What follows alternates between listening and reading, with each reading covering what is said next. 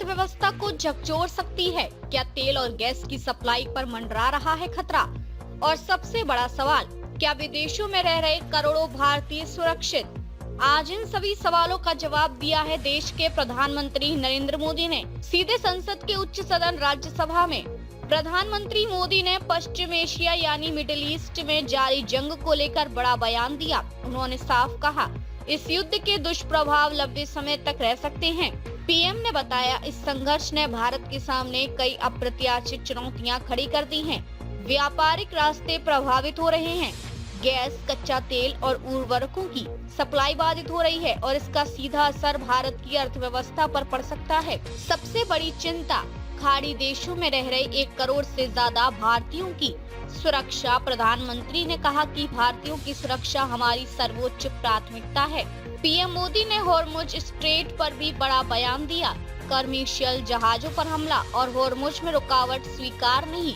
भारत लगातार Iran, America और Israel के संपर्क में है ताकि ऊर्जा सप्लाई बाधित न हो। उन्होंने बताया कि हाल के दिनों में कई देशों से कच्चा तेल और एलपीजी से भरे जहाज भारत पहुंचे हैं और आगे भी सप्लाई बनाए रखने के लिए कूटनीतिक प्रयास जारी है।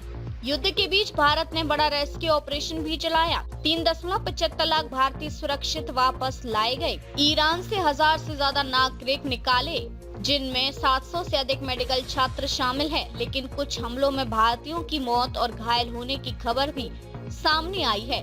सरकार ने साफ कहा, हर नागरिक की सुरक्षा हमारी जिम्मेदारी है। प्रधानमंत्री ने कहा, भारत के पास क्रूड ऑयल का पर्याप्त स्टॉक है, सप्लाई चेन को मजबूत रखा गया है और सबसे अहम, आत्मनिर्भरता ही एकमात्र समाधान है। भारत ने 70,000 करोड़ रुपए का मेड इन इंडिया जहाज निर्माण अभियान शुरू किया है ताकि विदेशी निर्भरता कम की जा सके।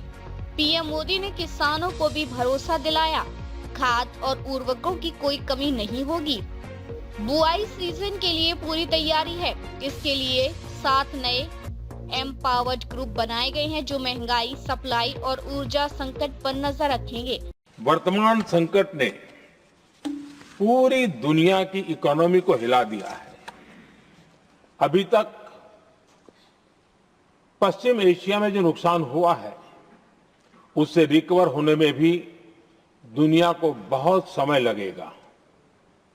भारत पर इसका कम से कम दुष्प्रभाव हो, इसके लिए निरंतर प्रयास किए जा रहे हैं। हमारी इकोनॉमी के फंडामेंटल्स मजबूत हैं और सरकार पल पल बदलते हालात पर नजर रखे हुए है। सरकार इसके शॉर्ट टर्म, मीडियम टर्म और लॉन्ग टर्म ऐसे हर प्रभाव के लिए एक रणनीति के साथ काम कर रही है। भारत सरकार ने एक इंटर मिनिस्ट्रियल ग्रुप भी बनाया है।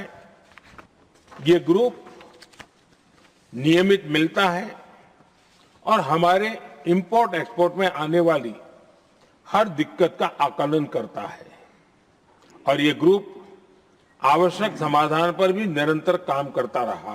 प्रधानमंत्री ने दुनिया को संदेश दिया, युद्ध किसी के हित में नहीं है, संवाद ही समाधान है। भारत लगातार सभी पक्षों को शांति की राह पर लाने की कोशिश कर रहा है।